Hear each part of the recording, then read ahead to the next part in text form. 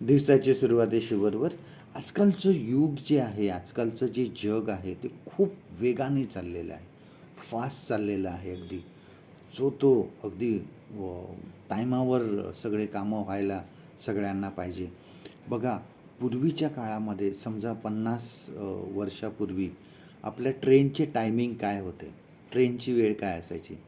आपण 8:30ची ट्रेन म्हणायचो किंवा 9:30ची आहे किंवा 10 वाजताची आहे किंवा 11 वाजताची आहे.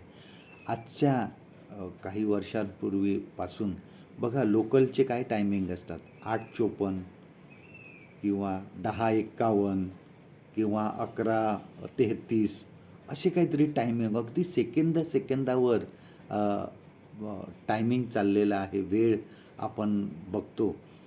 आज कोणीही सहसा घड्याळावर चालत नाही.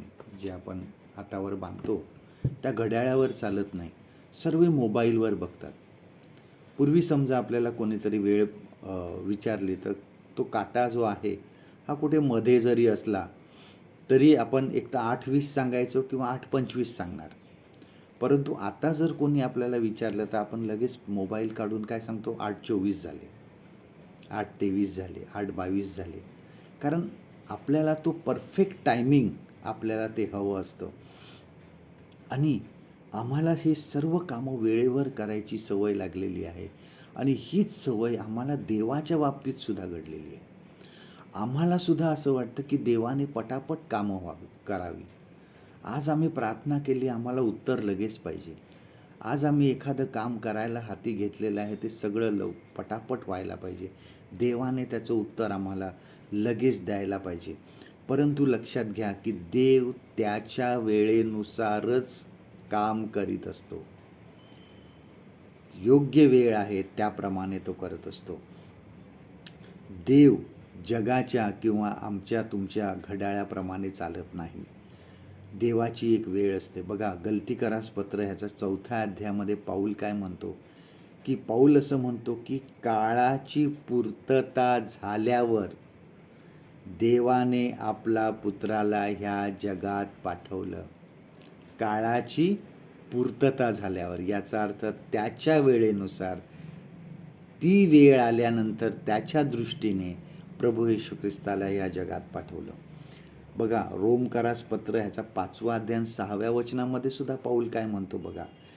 वचन असं सांगतं, रोमन्स चॅप्टर 5 अँड वर्स 6, आपण दुर्बळ होतो तेव्हा ख्रिस्त सुसमयी पापी लोकांसाठी मरण पावला. सुसमयी, योग्य वेळी, त्याच वेळेला, त्या योग्य वेळातच सुसमयी ख्रिस्त आपणासाठी मरण पावला. देवावर विश्वास ठेवा.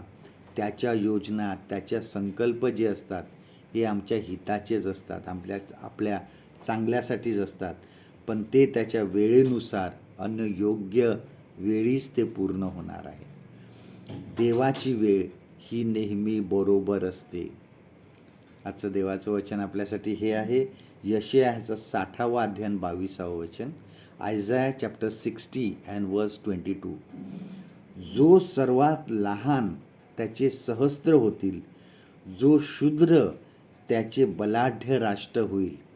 मी परमेश्वर ते योग्य समयी घडवून आणेन. परमेश्वर करो आजचा दिवस तुमचा आशीर्वादित करो.